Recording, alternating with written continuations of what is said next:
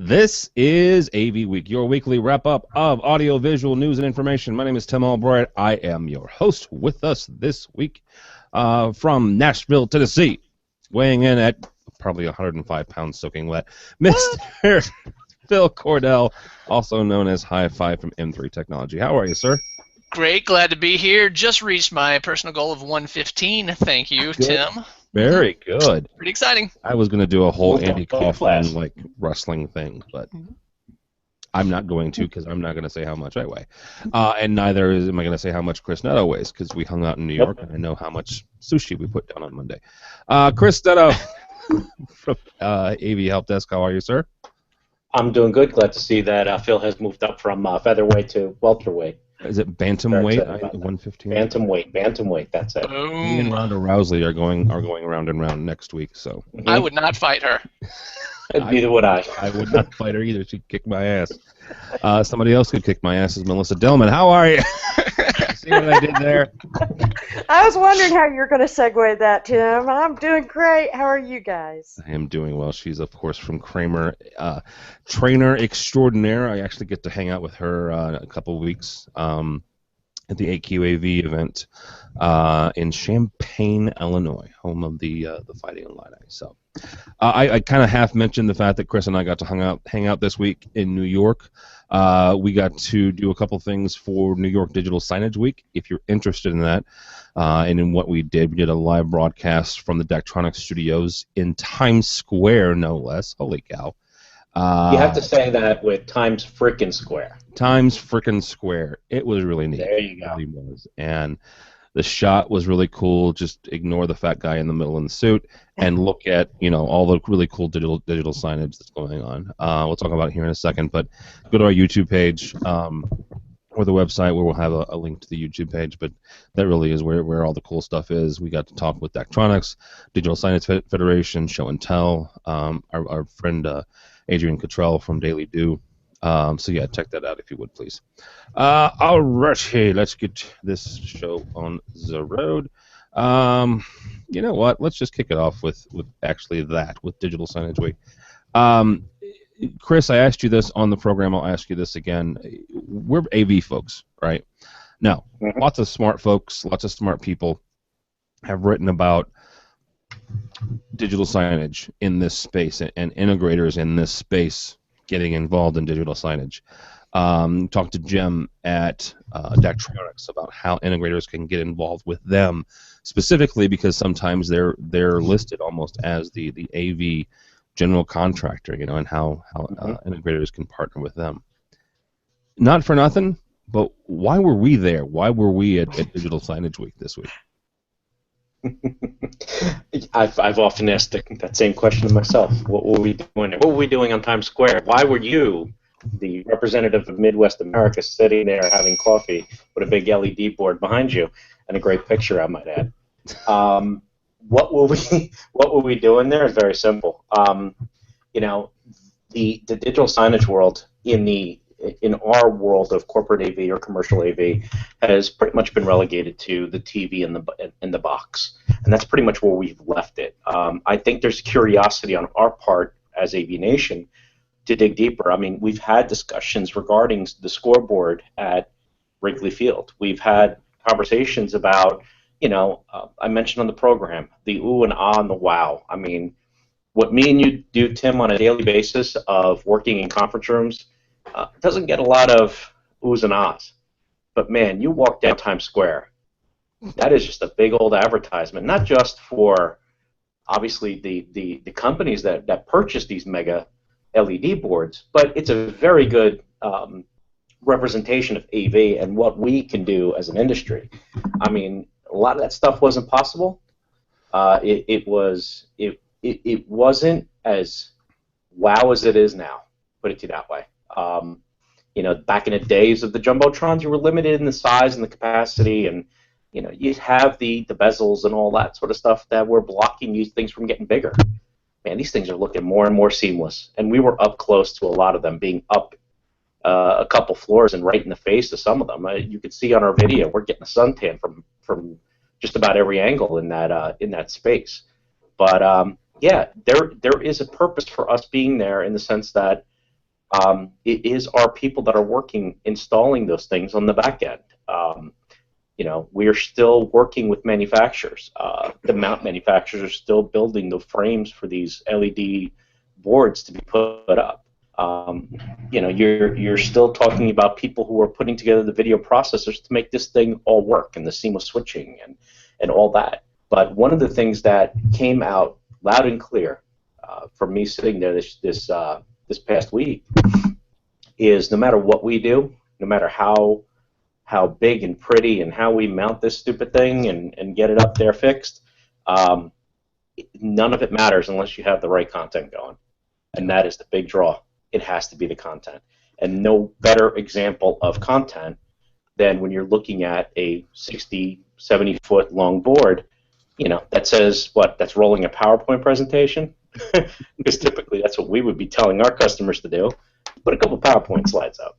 Well, and that was the other thing is we talked with Stephanie from Show and Tell, who actually came from Daktronics originally as a content creator and content manager. And one of the interesting points that she made was you can't just take a 30-second commercial and slap it up on a digital signage. It just doesn't work, right? The medium is different. Who you're talking to is different. How you're talking to them is different. Let's start with the most obvious thing of there's no speakers, right? And I mean, and what's interesting is, so if you're familiar with Times Square, and again, I am the typical big dumb Midwesterner. I think I've been to New York twice in my life. Both of them have been this year. You're standing and you're looking at where the ball drops on the right-hand side, like literally right there. There's the New York Police Department substation right there. On the right-hand side, there is a Hard Rock Cafe. We were like 2 or 3 stories above the Hard Rock Cafe right there. So we're literally like right across the street from the Revline sign, from H&M, from a lot. After our conversation with the folks at Daktronics and Show and Tell and everybody, I'm walking down Times Square, the street, and there's this big giant M&M shop, right across the street from Hershey's. And what are they doing?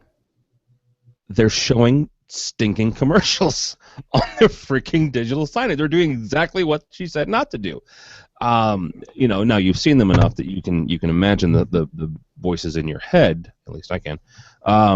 But it's exactly what she's saying not to do. And then you're looking at the other ones, like the Toys R Us one, which is not trying to talk to you without speakers.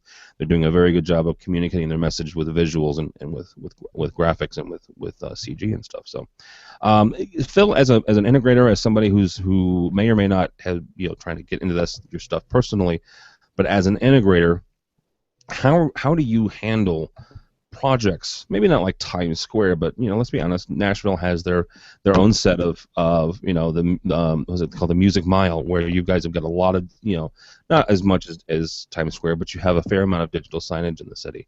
Either that, or when you're talking about wayfinding in education or mass notification in education, how do you guys manage some of these projects?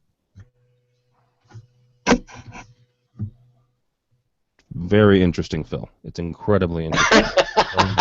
You see, that's effective digital signage content, where you feel what I'm saying, but you can't hear it. I find ASL to be highly effective, interpretive dance, very effective very nice. for content. Very well done. Thanks. So yeah, we know that digital signage is one of those kind of tangential industries to our own, that it's so close to what we do that we do it sometimes, But I also know that there are other companies that that's their thing. That's all they do, and they're better at it, I think, than your average integrator, as anybody is that focuses as opposed to trying to do a little bit of everything. The approach we've taken is trying to hone in on a couple products or a couple manufacturers to partner with, so that when somebody says, "Hey, do you guys do digital signage?" we say, "Well, this is typically what we do. We've got some carousel stuff, some tightrope, or maybe there was a planar solution we were using for a while that people really liked. It was simple, easy to use." And so we're trying to get into it a little bit more and more, but we've got account managers that work here at M3 that go to Digital Signage Expo every year, and we know that there's this huge industry that we're just scratching the surface of as AV integrators. When you get into content creation, I mean, we could hire a guy, out of school with a graphic design background and have him making content, 40 hours a week for us, and probably pursue that as a business model. But we haven't because, that's kind of a big leap to make without having the business in the bag. Is that something then that you subcontract out then? Is the content, or you let the client do it? Yeah, typically we kind of train the client so that they can do it themselves. Now there's the interactive wayfinding that you mentioned.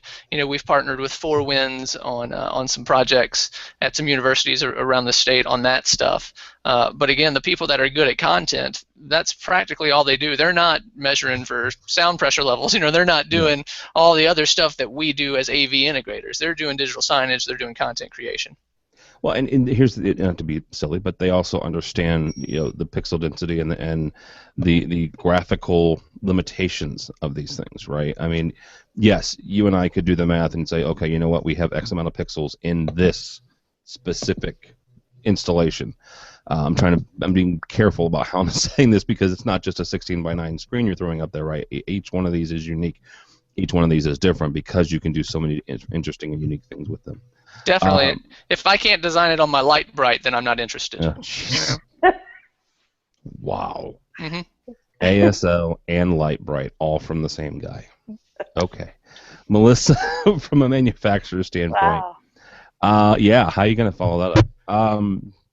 How do you keep on top of all this stuff? One of the things that we talked about with both Daktronics and also HV Control was the resolution issues, right?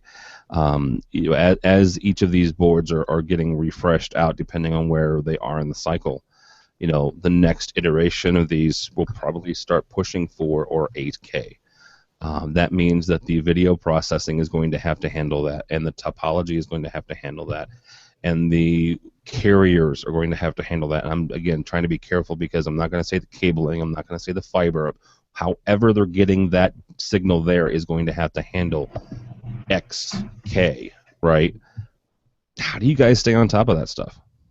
Well, you have really intelligent folks that sit in a closet somewhere, and that's all they do, right, is they figure this out. Dr. Kramer, by far and away, the stuff, you would just love to go be a fly on the wall in his office because he's constantly dreaming stuff up. So I think that's for the engineers and the guys who are creating all this technology. But I think for digital signage as an AV industry, I think we have just scratched the surface. There's a lot of opportunity coming to these guys in the very near future, especially with IoT and the whole marketing aspects. So I think it's a pretty exciting time, and if I were looking for some verticals, I'd probably be looking at digital signage and how I could have an impact there. Now, real quickly, you mentioned IoT, and I'll be the first to admit I understand enough to be dangerous about Internet of Things, mainly because I have a Nest. That's about the extent of my knowledge. Explain how IoT impacts digital signage for people who don't fully grasp that. So I was watching, just to refresh myself, I watched Minority Report again, a classic, right? Yes. And what do they have? You walk into a store, and on the display, the lady greets you, "Hello there, Tim. How are you? Are you looking for a sweater to go with those pants you purchased last week?" Right? Yep. That is so IoT. I mean, the environmental chips that are in our phones, all of the data that is being passed around, the wearables, all of that is going to start communicating, and advertisers and marketing are certainly the huge drivers of this. So that's where I think it comes into play. The environmental chips now, if it senses that I am in a room that is too hot or humid, it's going to start pumping me information about air conditioners and cooling and things of that might be of interest. So I think we're sitting on the edge of something that's going to be really big in the near future if people want to get on par with it. Let me take this to a side real quick, and then we'll get off the whole digital signage thing. And Melissa, I'm going to start with you, and you guys can jump in with your opinions. One of the events this week for New York Digital Signage Week, was a breakfast. It was coffee and controversy with DSF, Digital Signage Federation. And it was neat. They had 4 panelists up there, plus Ken from the head of DSF. One of the questions was about that very thing and whether or not it should be push or pull, right? Pull, sorry, not pool like billiards, but pull. And I'm going to start with you, Melissa, and then ask you guys can jump in again. What do you think it should be? Whether it's from a privacy standpoint, an advertiser standpoint, a manufacturer standpoint, whatever stance you want to take, should it be push where these things are pushing things to our devices to give us those types of information, or should it be pull where we're like, hey, you know what, I would like that, and if I don't say I want it, then don't give it to me? That's an excellent point, but I'm afraid that Pandora's box has already been opened. So it's going to be pushed regardless. Yeah, I think we have no choice. Let's face it. The money's in the advertising. It's in the data collection, and we've already signed our rights away to that. I don't see a way that we're going to be able to put it all back in the box. So I think whether we like it or not, it's going to invade our privacy. And I just read a really interesting article that said the future of privacy has a price, and only the rich will be able to afford it. Interesting. That's an interesting concept. Yeah. So do I have to start paying now so that I don't get bombarded? Well, YouTube. I mean, let's take YouTube Red, for example. I mean, YouTube just released the ability to watch videos without ads. This network. I mean, let's be frank about this. I mean, our network, we have underwriters. There's a reason that we use that word.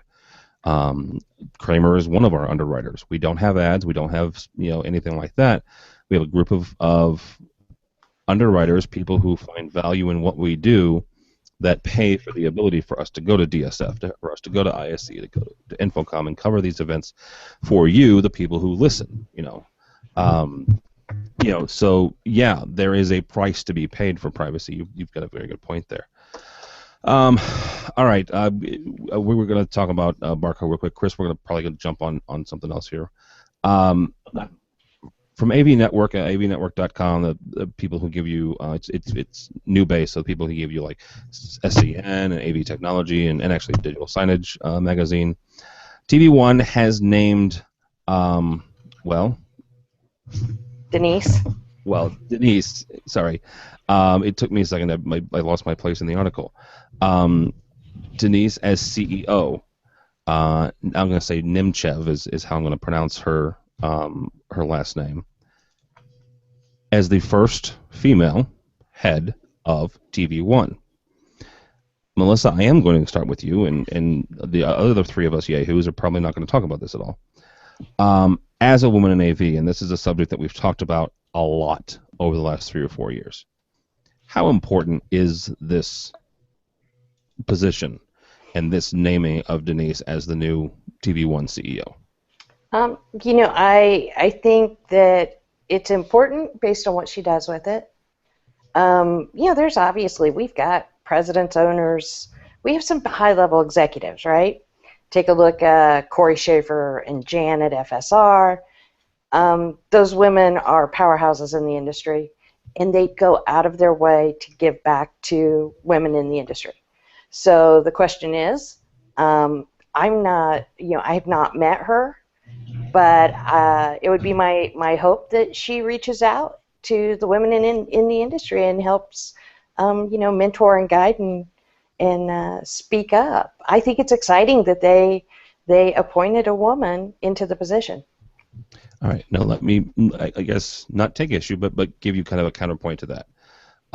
Jan Sandry, great woman in AV. Corey Schaefer, great woman in AV. Matter of fact, Corey's going to be on AVWeek next week. Both of them started their companies, though, right? Well, Russ Gentner started the company. And Corey worked with him closely. Corey worked with them, yeah. That's why I think this is a little bit more significant, right, than Jan Sandry, right? There's FSR.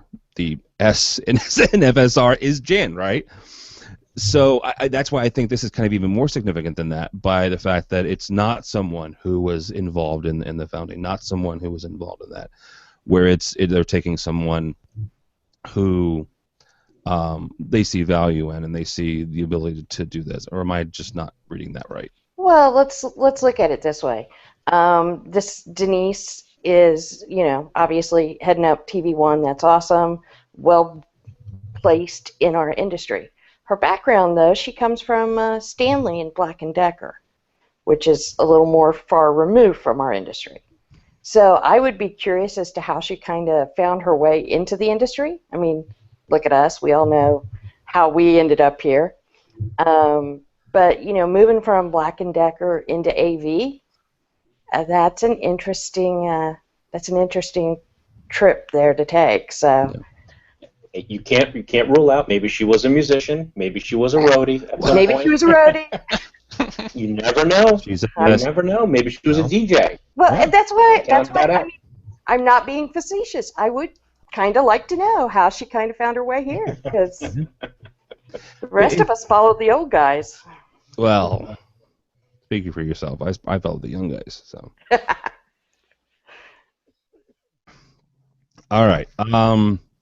Moving on. Our old friends at Biamp have an interesting thing to add to Tessera and its amplifiers. Now, before you go to sleep and say, yay, amplifiers, let's talk about this for a second. Here's the thing with Tessera, and if you're not familiar with Tessera is their AVB, is their next generation of processors, right? It's also the one that gives, in my mind, the biggest chance for TSN/AVB. Could totally be wrong about this. Who knows? We'll find out in probably a year. But in my mind, the way that they've kind of positioned this product and they've rolled out this product, it is at least there. Phil, when it comes to this whole networked AV thing, right, is putting something like an amplifier in that line where you can, and I'm not saying that you can do that with this one, but again, I'm forecasting here, and I guess I'm pushing my own wishes on Biamp, and if anybody's listening from Biamp, you should do this. Putting something in there where it allows you to take networked AV straight into an amplifier, right? Crown already has that with the very first TSN certified product. The fact that Biamp is coming out with that and making it work well with their existing stuff, does that make sense, or should we leave amplifiers alone in the analog world? No, I absolutely agree with you, man. That's just the next logical step in our audio progression. I know it makes people feel funny that they don't have analog ins and outs, and these products, the specs you can put in, they're the same cards that you'd use in their X mods, and that's cool. I'm a fan. I love. We sell a boatload of Biamp. We love the NSCA, love the Audia, and big fans of the Tessera product family as well. So I'm really stoked to see how the amps sound, and I expect them to sound good just because we're used to pretty high quality products coming out of Biamp, coming out of Beaverton. So you can mark me down in the category of big fan, hoping it works out great. All right. Chris, the other side of this is something that I've written about numerous times, and that's giving one manufacturer all of your money when it comes to a product or when it comes to a project. Does the fact that they're going down this, I shouldn't say going down this amplifier line. Let's be clear. Biamp has had amplifiers for a number of years. This is just the Tessera brand of amplifiers. Does this make sense? Keeping, I guess, all of your audio all the way down at least until you get to the speakers in one company? Absolutely. It's one. I mean, for lack of a better, better term, there's one person to choke if something goes wrong. I hate that phrase. I hate that phrase. Yeah, I know you do. It's not accepted in the Midwest, but in the East Coast, it's used quite often. How you like that? Yeah. Right. So wow. you have that. Hey, if it's wrong here, don't blame it on the next thing, because I don't know about you guys, but when I get on the phone with tech support, and the first question out of their mouth is, all right, you got our product, what is it connected to? And you make the fatal flaw of saying, oh, I have X and it's connected into brand Y, ooh, you can hear the freaking train come to a complete halt. Because it seems as if they flip open, okay, hold on, let's go to the other chapter of our book, and they turn that over. Yeah, you better call that other guy too. Well, no, that is the other chapter. You have to call the other person. Now you have pretty much just wiped out your schedule for the entire day. That install comes to a halt as you now go sit and play the referee between two manufacturers who are now trying to finger point each other. So yeah, if you are going to ask me what I would do, I have to play that role of, do I put all my eggs in one basket, or do I go with the varied stuff? And if something goes wrong, I'm going to be on the phone all day. I'm going to be angry, and somebody better buy me dinner, because this is going to be, I'm packing a lunch and a freaking sleeping bag, because it's going to be an all-day event. So, yeah, man, I have no problem with putting it all into one, if I have an answer for everything. Don't blame the other guy. And especially when you start dealing with the network technology. I mean, I'm sure everybody here can vouch for it, that when we started in the early days of IP transporting of signal, whether it's video or audio, there was a lot of questions that were brought up regarding, you have to use the right cable, you have to use the right terminators, you have to use our connectors, not their connectors, you have to do this, you have to do that. By the time you were done, you were the problem. It wasn't the gear. Open a window, jump out, dude, you're done. It's not happening. So put them all in one basket. Go with the company that's doing the whole thing, and at least you get an answer, because there's nobody else to blame until they tell you that you should be using different type of cable. Then you're back to ground zero. or your termination's wrong. Did you tone that out? All right, Ms. Dillman, I'm going to ask you a different angle of this question. As a manufacturer, and let's be fair to Melissa. Melissa's a trainer. She's not, a Uber vice president from Kramer in Israel. She's a trainer, so let's at least be fair that way. But she's still a manufacturer, so I can ask this question. How does it feel, or how does it work inside when, let's say, somebody that you have done business with, where you've partnered with, right? Kramer makes video products. They make some control systems. They do some video stuff, and let's say that, I don't know, you've partnered with a display manufacturer, right? I'm making this up. At least I think I am. And suddenly that display manufacturer says, hey, by the way, we have a great video processor over here too.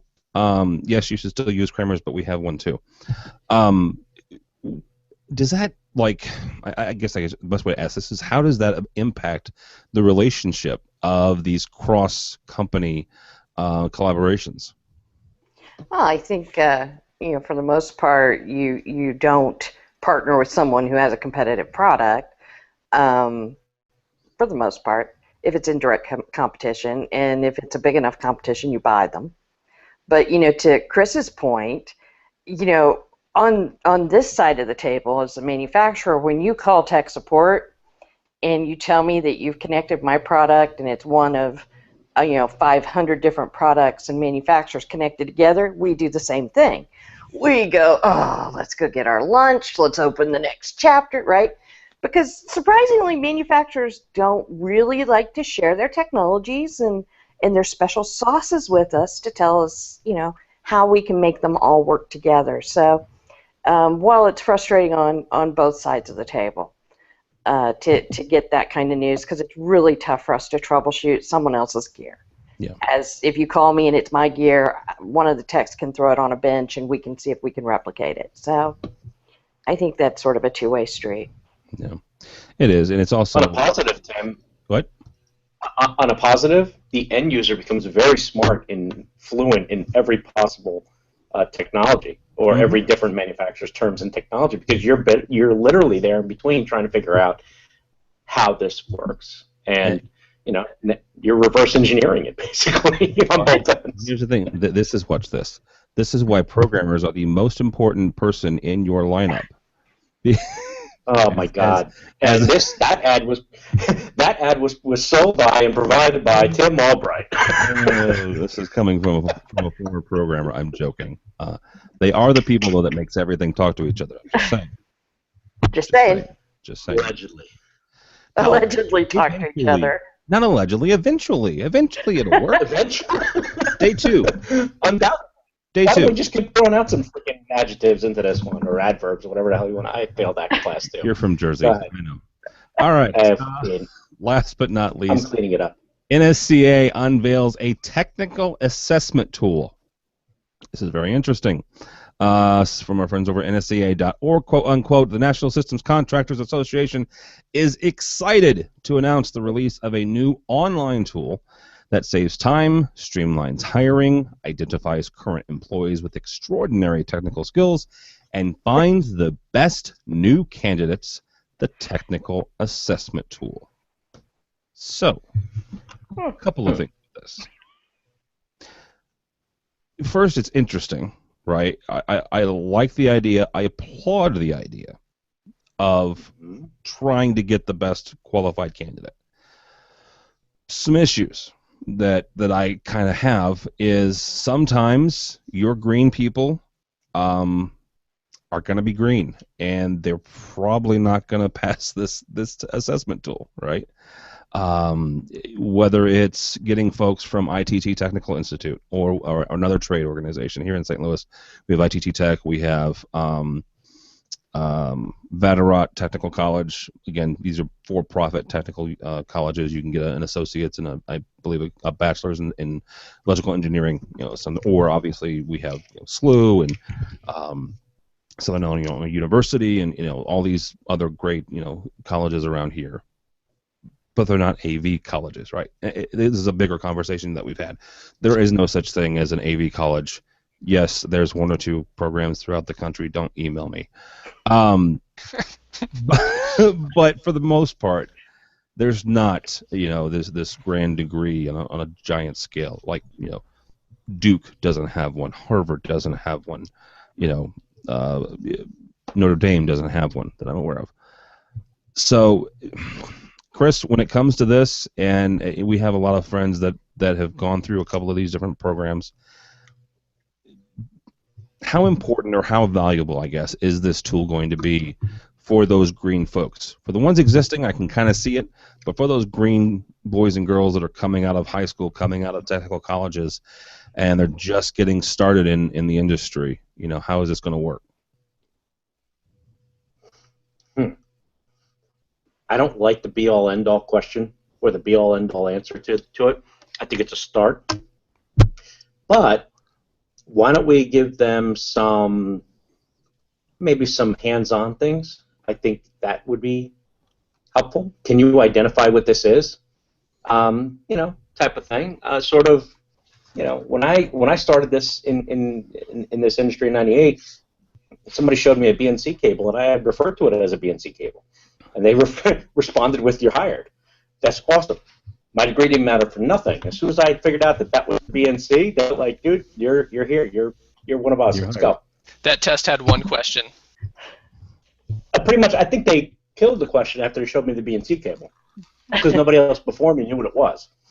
So I broke the test. It's kind of good.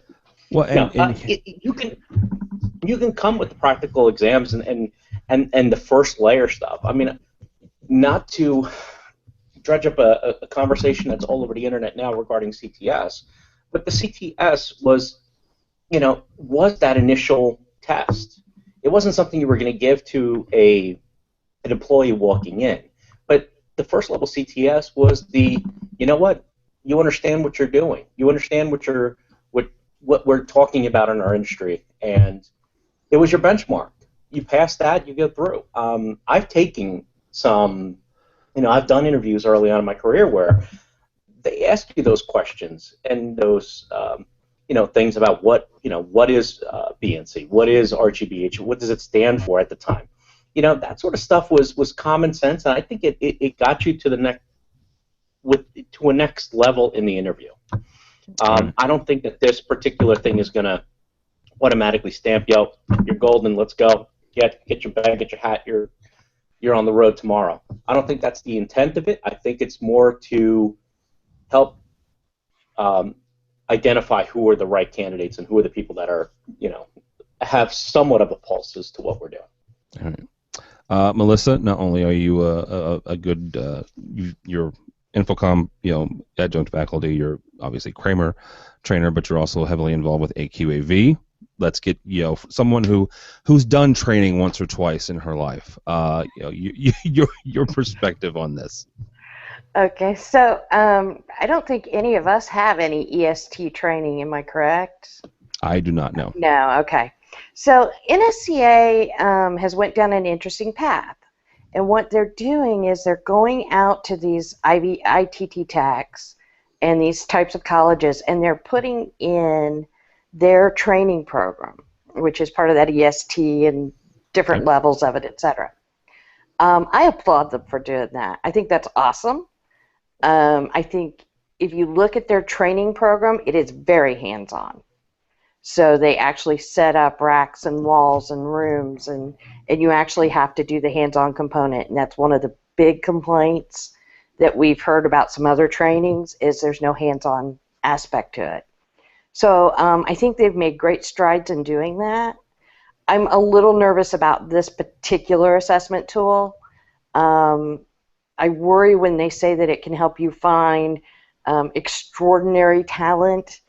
Okay, look, it's 18 sections with no more than, I think, like 20 questions. That does not give you an extraordinary talent.